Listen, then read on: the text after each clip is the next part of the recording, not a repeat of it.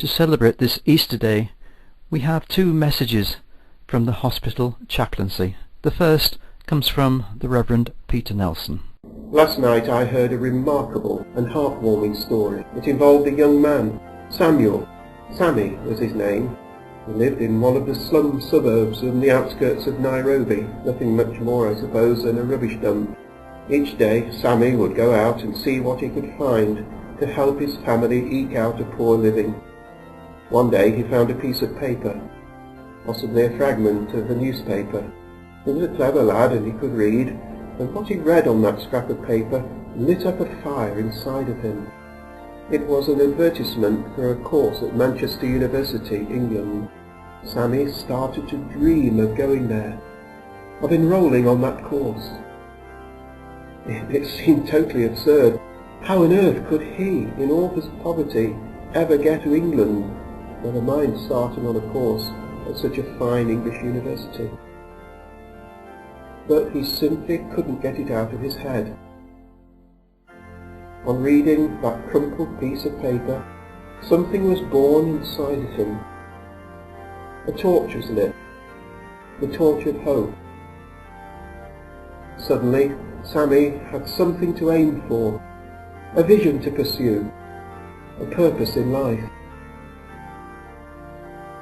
To cut the story short, in 2007 Sammy graduated from Manchester University with a degree in international development.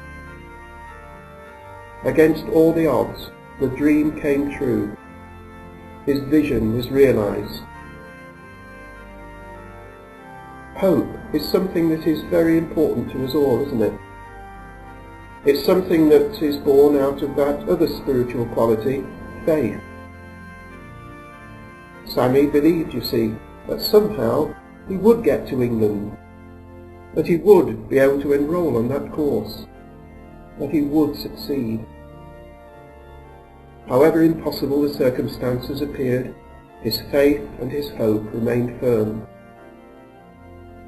I dare say that he had his moments of doubt from time to time, but they obviously didn't overwhelm him, and they eventually passed. Hope flourishes, you see, in adversity, in difficult circumstances. It brings light in darkness. In the New Testament, hope is a strong word, bringing with it that sense of confident expectation. Christian hope is based on faith in God, not wishful thinking, not hope so. Christian hope is based on what we celebrate today, Easter Sunday, the resurrection of Jesus Christ from the dead.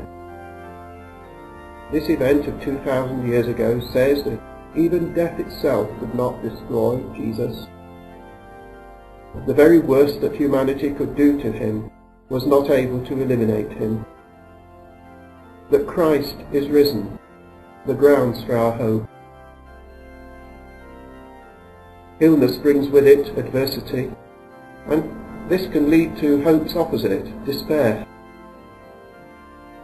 May you find around you signs that will give you hope this Easter time. A hope that is not just a hope-so kind of hope, but one which is rooted and grounded in the very nature of God himself, his faithfulness, his love, his mercy, his peace.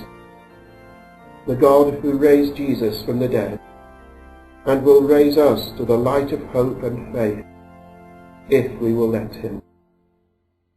Serving the hospital community of Kingston upon Hull and the East Riding. This is Kingstown Radio. Our second Easter message from the hospital chaplaincy comes from Canon Michael Loughlin. Easter is the greatest feast for Christians. It's the day we celebrate the resurrection of Jesus Christ. Earlier this year, I was with a pilgrimage group of young people who went all the way to the Holy Land. Of course, our first stop was Jerusalem, and we went along the Via Dolorosa. That's the street that marks the way that Jesus carried his cross to Calvary.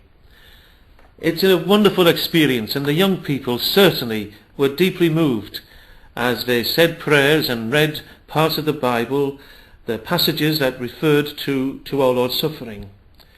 You go up some very narrow streets. The atmosphere is tangible. Even in an ordinary day in Jerusalem, you feel you can go back those 2,000 years.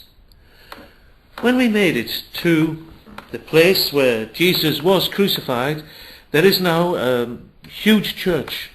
It's called the Church of the Holy Sepulchre, built over the site of Mount Calvary. It's at that part where it is hard to imagine that this was once outside the city walls and was the place that Jesus died. And then, just a few yards, perhaps no more than 100 yards from the spot of Calvary, there is the Holy Sepulchre itself, the place, the site where Jesus rose from the dead. Again, it's hard to imagine in this part, in this church, that it was here that the greatest event in human history took place, that Jesus rose from the dead in the early hours of that first Sunday morning. But this is our faith, and this was what Christians believe, that Jesus died and rose again. In so many ways, it is hard to believe, for I dare say you and I have never met anyone who's risen from the dead. Sadly, as a hospital chaplain and as a priest, I've often met and been with people as they died. But it's never shaken my faith in the resurrection, in my hope, in my faith, in my belief, in the newness of life that Easter gives us. For I do believe that where Jesus has shown us the way, we too can follow, and that indeed Easter is not only about the miracle of new life. It's not only about Christ's victory over sin and over death and over suffering. It's about how we too can share that victory. That victory which can mean for us the triumph of hope over despair, that our lives do have meaning, that indeed the greatest hope of all, that in this world our lives do matter. I hope that this Easter you too can share something of the joy the young people had as they travelled the sights of Jerusalem. But you may have a renewal of faith, and that know that Christ, who is risen from the dead, is by your side and is close to you. And that whatever life throws at us, whether it be physical suffering or indeed anguish of mind and distress, whether it be loss or bereavement, that this is not the last word in our human lives, that there is a greater hope and a greater joy that awaits us. Easter and Jesus, who is truly risen, awaits us, and indeed shows us the path and shows us the way to live life to the full. May I wish you a very happy, holy Easter and great joy in the months and weeks and years ahead. God bless you.